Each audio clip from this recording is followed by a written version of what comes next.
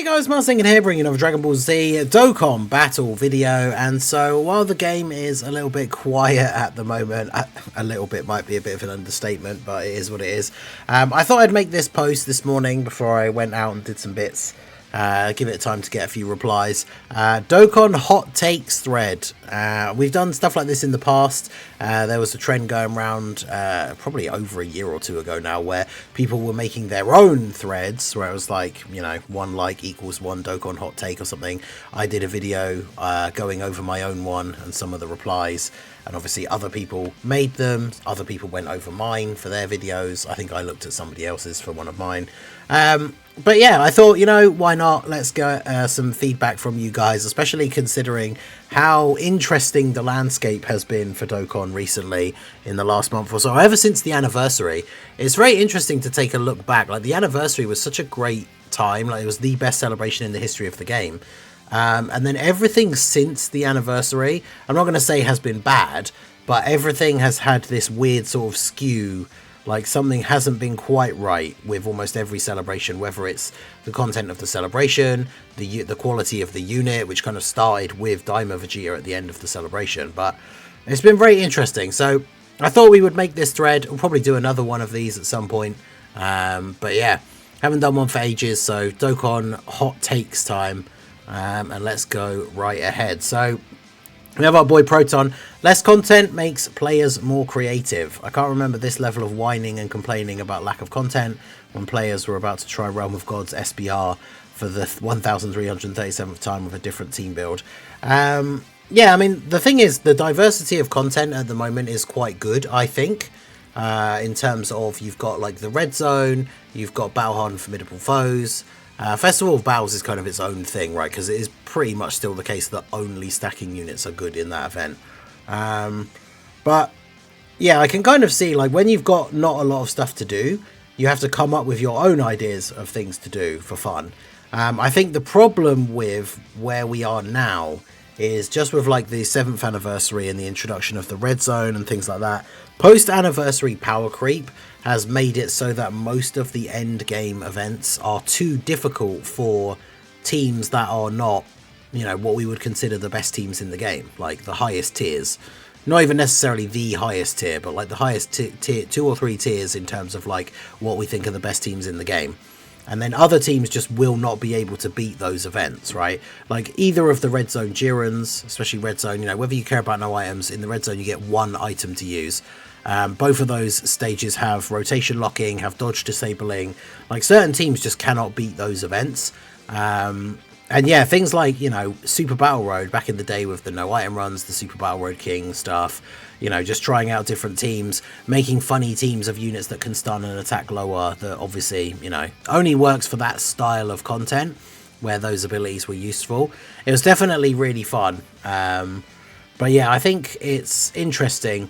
Less content makes players more creative is like the hot take, which I kind of get, but I suppose at the same time it all depends what you want to get out of the game, what you want to get out of your teams. You guys know, obviously, we're all about the heroes agenda over here, but as always kind of happens with the anniversary content, the post-anniversary power creep has, you know, finally buried the heroes team, as there won't be any more new units. I guess we will get the easy A's, but, you know, most of the anniversary content can't be beaten by the heroes team, unfortunately, as much as we still try every now and then on the live streams. But yeah, it is what it is. So that's a very interesting one. Let me know what you think of Proton's take down below. Then Goresh's one is pretty funny. Makes it into the thumbnail, I think.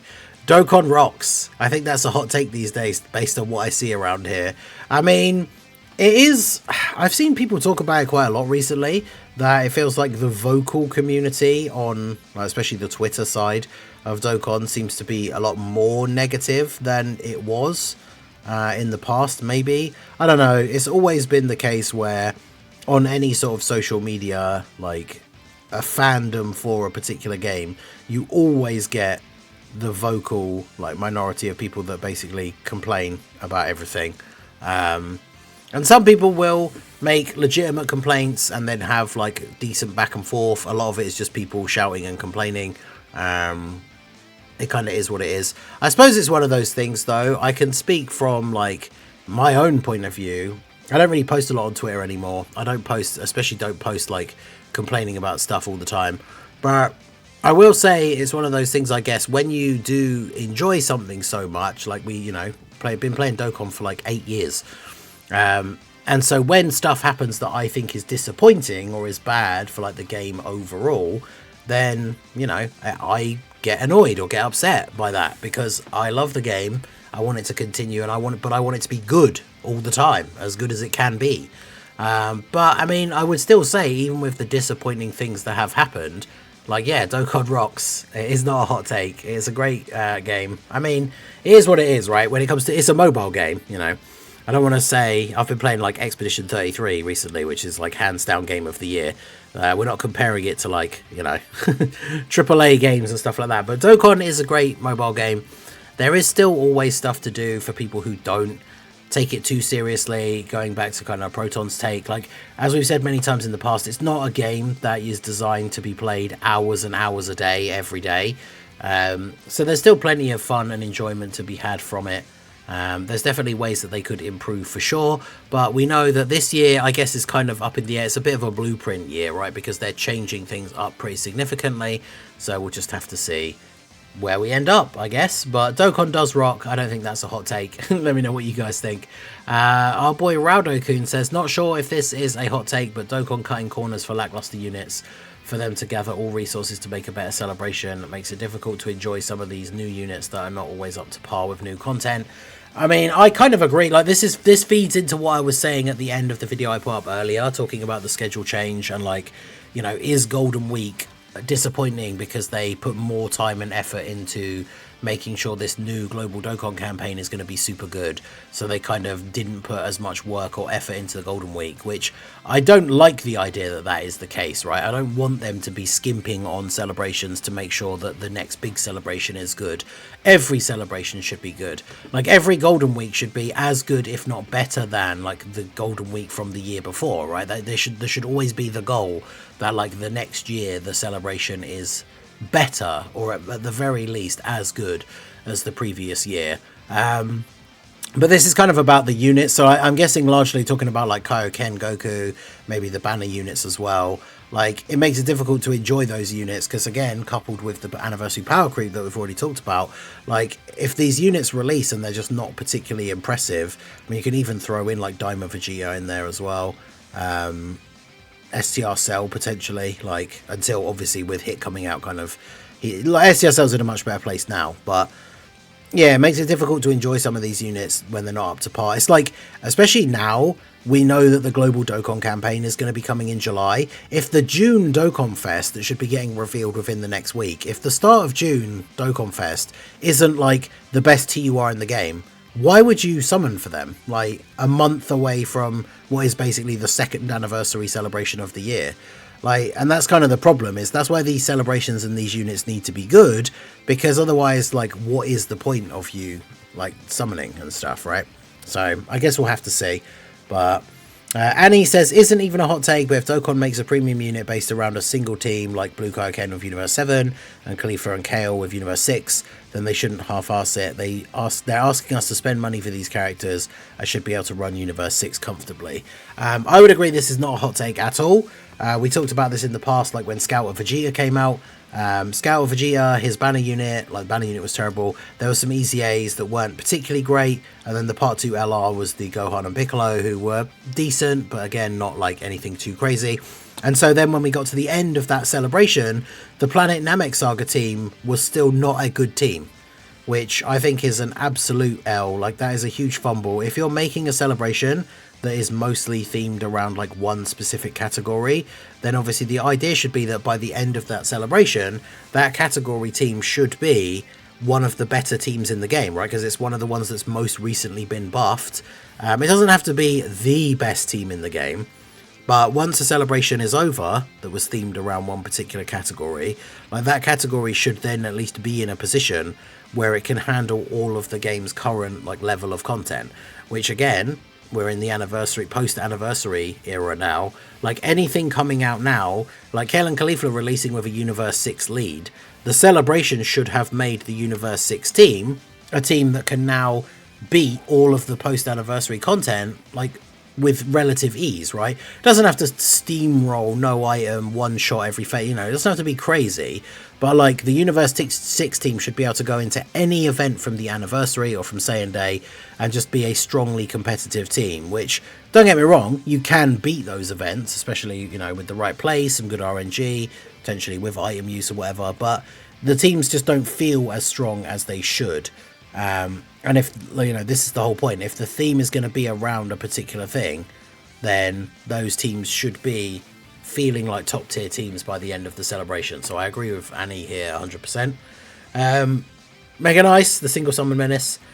Speaking my language here, Festival of Battles was a mistake. Ice cold, buried in a freezer or fridge freezer at the bottom of a ice cavern in Antarctica level cold take. Festival of Battles, absolutely a mistake. No, I mean, I don't like the game. I don't necessarily say I would call it a mistake. I don't like the game mode, or the event, whatever you want to call it. I think it's too long and too boring. It's basically just stacking simulator for 2 hours, and then when you get to the end, hopefully you do enough damage, like you get enough crits and additionals to actually kill Daima Goku and Glorio in 3 turns, otherwise you just lose to the turn counter after 2 hours. If the enemies were doing more interesting things throughout the event, I think that would be helpful, although, you know, I don't want them to start doing things like adding locking and stuff into the festival. But the fact that the enemies don't do anything, right? Up until phase 41, none of the bosses hit harder than like 1,000,000 damage. So once your stackers have stacked for a couple of turns, like, all you have to do then is be working on making sure you've got the right rotations, making sure everyone can kind of stack evenly, and that your units are doing enough damage to kill the enemies in the 1 turn for the first set and then 2 turns, right? But once you get to that point, when you get to the first fight where you now have 2 turns, it feels like from that point onwards you absolutely can just switch your brain off and go from there all the way up to phase 41, which is just boring, especially because it's so long. But yeah, I mean, some people, I know they like it, I don't, so I think it's a funny take from Mega Nice. But yeah, I do not like Festival Battles. Hopefully we don't get another one or like a redesigned version or something, but we will see. Fecto Styler says Kid Buu doesn't need an LR, and this is Dokkan on Twitter now besides a few people. Yes, it's like two people just shouting at each other, and both of them think they are the big brain while the other one's just shouting rubbish at them. But yeah, they're actually both. I mean, I see some of that, but you know, I think sometimes people can have interesting discussions, and I do always support that. I say it on my tier list videos all the time. I'm more than happy to discuss with people in the comments, like when people come with actual like criticism and opinions and like actually give reasons and stuff like that. That kind of stuff can be fun to debate, but it doesn't always pan out that way, as we see, right? But yeah, Kid Buu doesn't need an LR. I think that is a volcanic hot take, right? Like we talked about it on stream before many times, but for a long time, before the Son Goku and Friends Return TV special, and then obviously years later when we finally got Battle of Gods, like for years when there was nothing else after Z, if we don't include GT, like Kid Buu was the final boss of Dragon Ball, like the final boss of Dragon Ball Z, and he doesn't have an LR in Dokkan after 10 years, which is just wild. I mean, he doesn't need an LR, because realistically no character needs an LR, but man, with all the characters that have got them, like we have 2 Kale and Caulifla LRs. How do we not have Kid Buu? Like, yeah, crazy. I don't know, we'll see. Hopefully we'll get one day. 1v1 Lone says, a celebration optimally should end with one new team being established, or it's docked heavily for me. Even filler like Topo's special pose celebration succeeded in this aspect. This should have never been a problem with a major celebration like Golden Week. This is exactly what we were saying before, right? This is just a different and probably slightly better way of wording it from what I said, right? A celebration should end with that new team being established as a proper, solid, like, good team, which this one just kind of hasn't. Like, even like Blue Kaioken, Reps of Universe 7, Full Power, like the Kaioken Goku team is not, you know, I mean, it has options that are really good, of course, but Goku very much requires Reps of Universe 7 allies, so it is very much seemingly like an updated Reps of Universe 7 team. And that team's just not that great. Kind of relies on the UI Gokus, who in tougher events rely on dodge, so it can be tricky for sure. But this, I agree, right? Even a filler celebration like the Scout of Vegeta example, by the end of that Scout of Vegeta AGL Namek Vegeta celebration, the Planet Namek Saga team should have been in a good spot as a team, and it just wasn't, which is unfortunate. Chris Allen, it's time for a friend system overhaul with more to do. We need raids now, give more powerful skill orbs. New negative passives we are seeing with Piccolo and Ultimagetta were a test for unbelievable new powerful units to be revealed. I mean, friend system overhaul, yes, absolutely, not a hot take at all.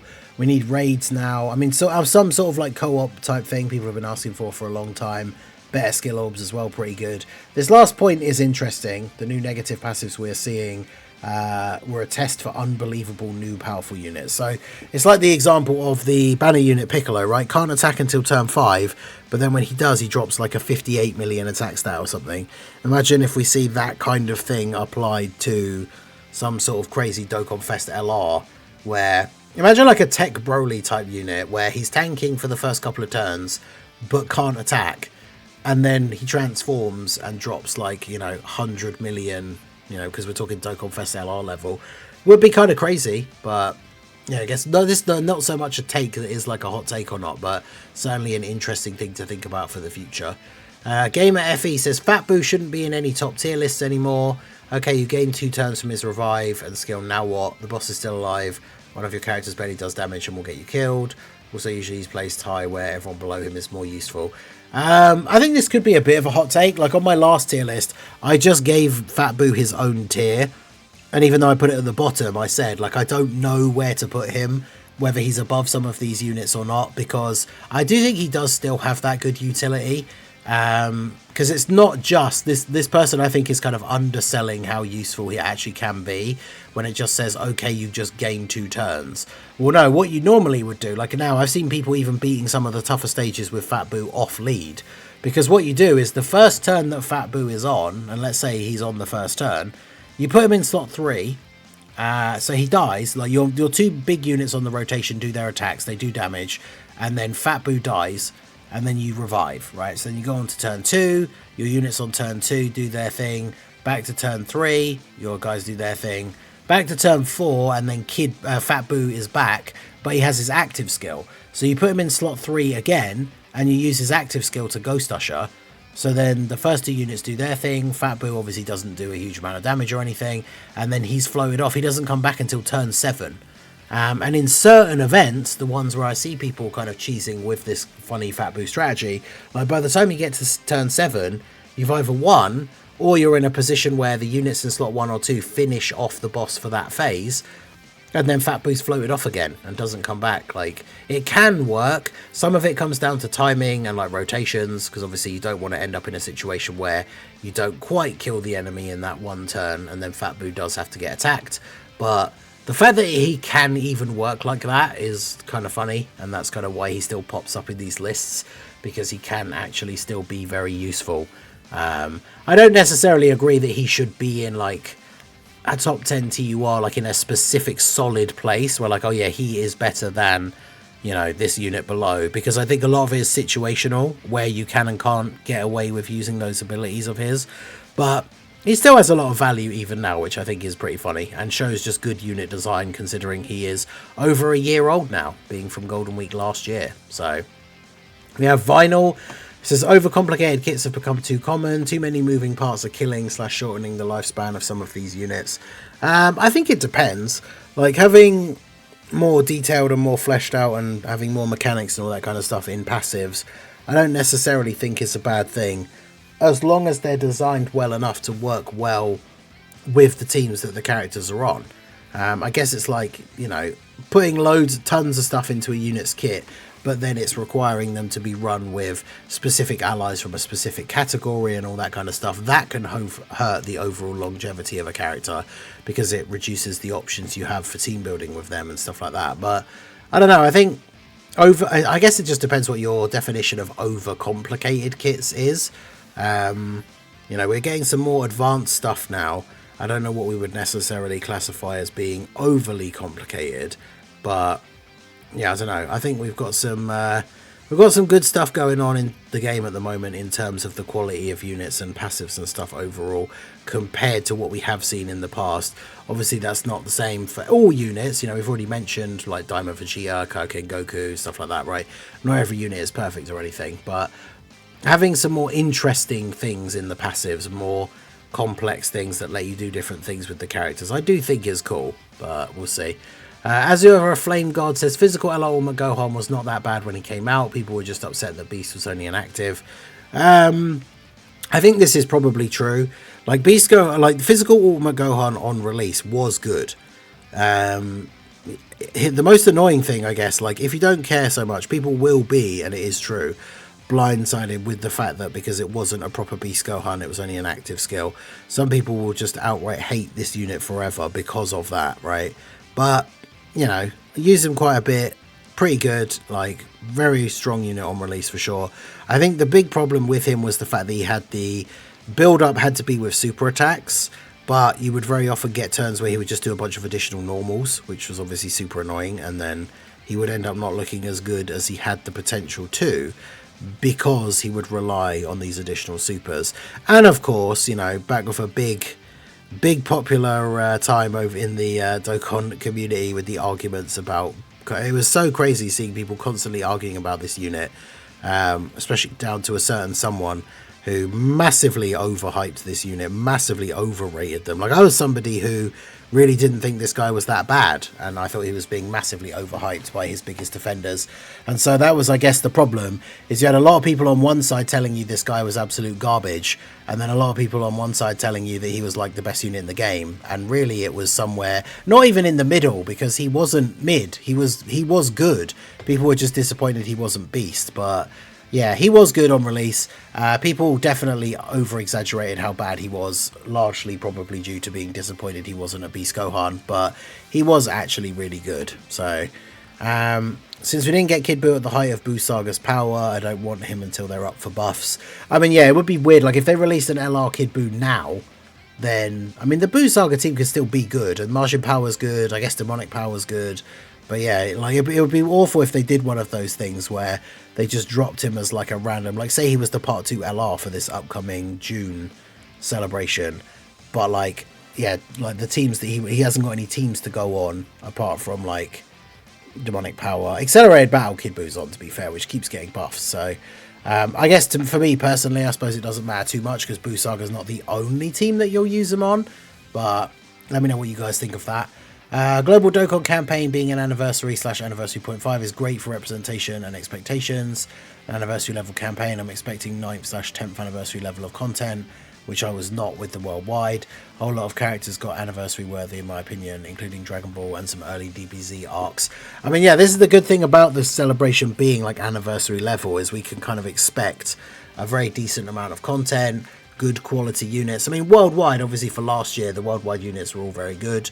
The content wasn't quite great, wasn't quite there. I think last year's worldwide was heavily carried by how much people liked the units. But yeah, it does open up the opportunity, like I mentioned in a video the other day. A lot of people think that like the Daima characters, for example, the big Daima characters like Super Saiyan 4 Goku, are anniversary worthy, and rather than having to wait all the way until January, February for the actual anniversary, we now have 2 anniversary level celebrations of the year, which means we could very much see those things coming out for Daima, like big Daima stuff, in the next month or so for the Global Dokkan campaign. So that'll be very interesting to see. Even if Kale and Khalifa fused, people would still say we needed a standalone LR Kefla, so it really doesn't matter. I mean, yeah, I mean, for me personally, I don't really care too much. I'm not a huge fan of the Universe 6 or characters for the most part anyway. But yes, this is true. Even if they fused, people would still complain we need a standalone Kefla. But I think a lot of people would have been happier for her to fuse.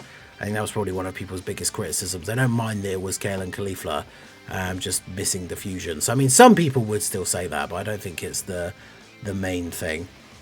Stark Art says Dokkan is at its all-time best right now. Content is good. The units are mostly all fun. They've had minimal misses since Worldwide last year. So much so the community is crashing out because they have nothing real to complain about, so they make it up. I mean, this is a hot take, right? I think there definitely are legitimate things to complain about. We've mentioned some of them already.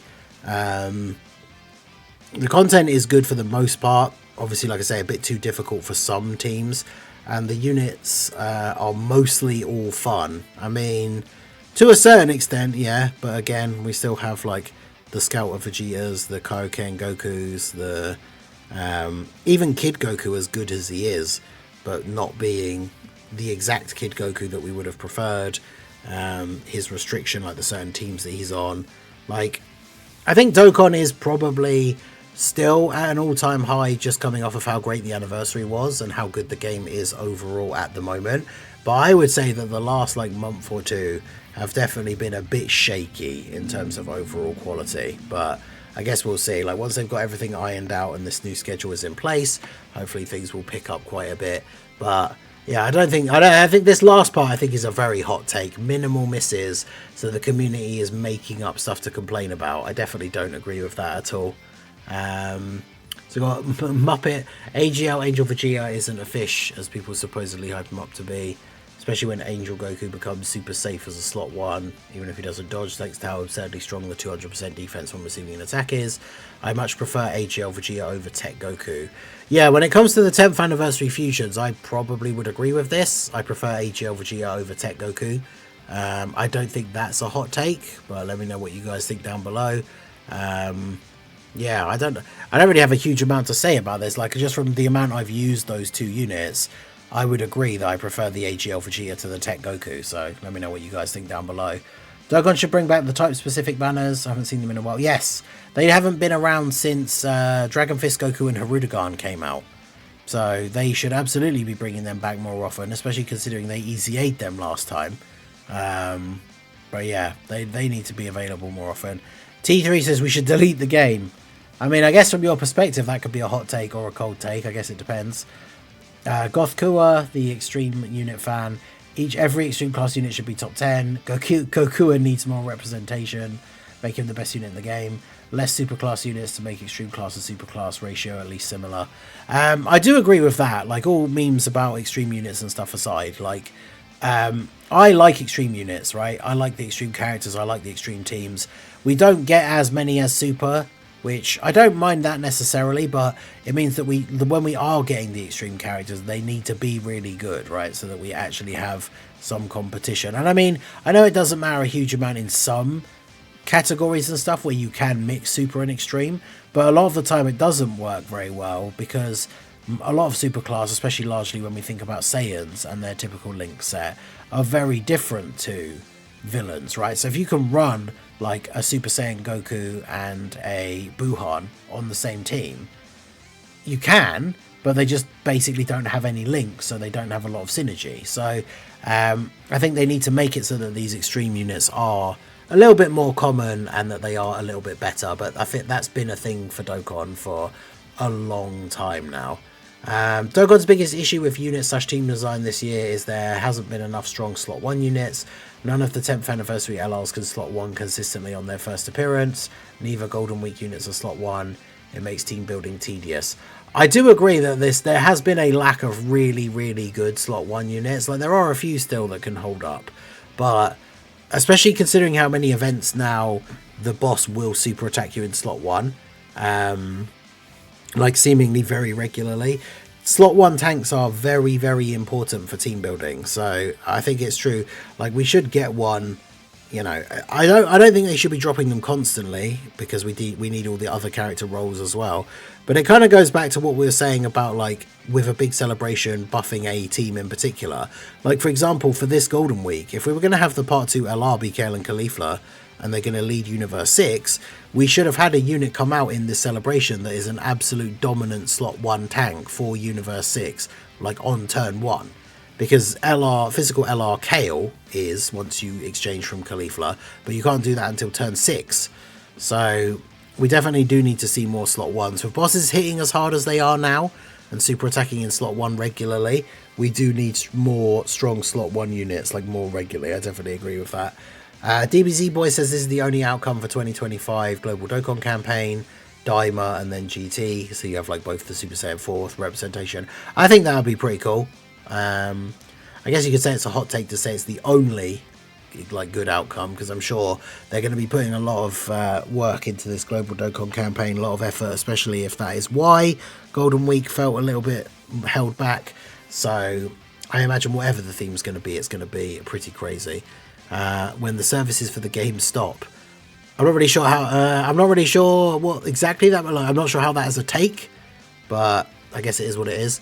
Goresh ruined both games. Joe, oh yeah, this 2025 is going to be such a good year for Dokkan Legends. Don't quote this whenever either game does something bad. 2025 is going well. The only issue is people need to put the phone down and go outside. Dokkan outside things like anniversary is a thing you do on the side. Not a hot take, but I see guys being on an app more than what's healthy. I mean, yeah, it's just one of those things. Again, it's a mobile game. If you're somebody who does like to play a large amount every day because you like team building and jumping into the different events and stuff like that, there's nothing wrong with that. I would never say that. But I guess it's the people who, you know, a new celebration comes out and they race to do everything and all the missions and stuff within the first couple of hours and then complain that they've got nothing else to do. Whereas a lot of other people play for like 30 minutes a day and kind of spread that stuff out, do like one, you know, do their dailies and then like one big like red zone run or something like that, you know, and that's all they do, right? And so then the content that a lot of people can get done if you just blitz it in like, you know, 3 or 4 hours, that takes them almost the whole week to do.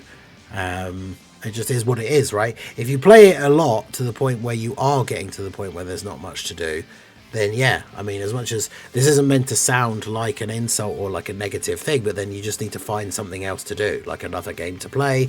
It's one of those things you shouldn't be expecting to be on Dokkan hours every day and for there to always be new stuff to do, right? So I guess it just is what it is. K82 says, or X82, on release Raditz wasn't that bad. I mean, this guy understood the assignment, right? That is a hot take, for sure. Raditz was absolutely like the worst release Dokkan Fest at that point. I think he was terrible. He wasn't good defensively, he wasn't good offensively.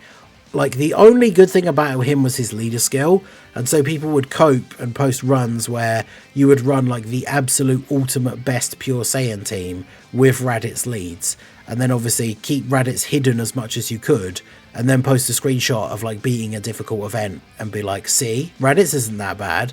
But we all know that Raditz is terrible. Like, saying he wasn't that bad, I mean, he was awful. He was none of the other units that came out around him, even before him, and then even the units after him, none of those other units were as bad as he was. So this guy understood the assignment. That's a hot take right there. Premium LR of every main villain should be in the game after 10 years by now. And of course, Kid Buu. We've already referenced this, so definitely not a hot take. Every major villain should have an LR by now, considering how old the game is. We got our boy Drace. Chain Battle deserves a comeback. I stand by that. No. Chain Battle, RIP, never come back. I hate it. And then Haterade, attack breaking is a useful mechanic. I don't know why. Would anyone see this as a hot take? Action breaking is really good, yeah. Action break active skills can be really useful because they get rid of the first enemy attack of the turn, which in a lot of situations could have been a super. And then obviously depending on like your, whether you have a scouter and stuff like that, you know, you could easily put a unit in a place where their action break can erase a super. I guess the only thing that's annoying about it is it's always the first attack after the action break, right? And there's nothing you can do about that, it's just RNG. But like if you have a unit in slot 2 and the enemy is attacking them with a normal attack first and then a super, then an action break isn't going to help you in that situation. But action breaks are really useful, especially with active skills, like I say, get rid of the first attack of the turn.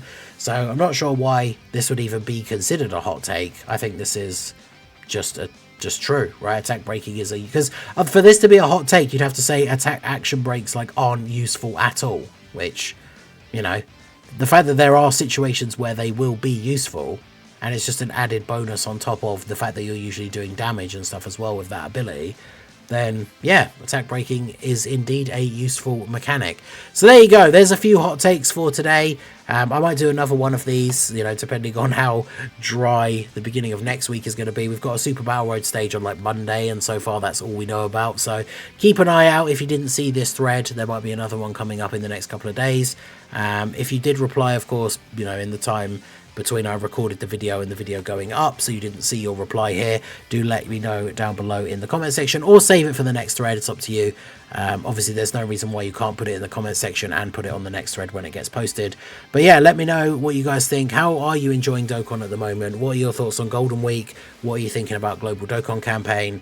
Let me know in the comment section. So that is going to be it for the video, guys. This has been the Masked Ningen. Smash that like button, subscribe to the channel if you are new, check out the links down below, and I will see you all again soon. Have a good one.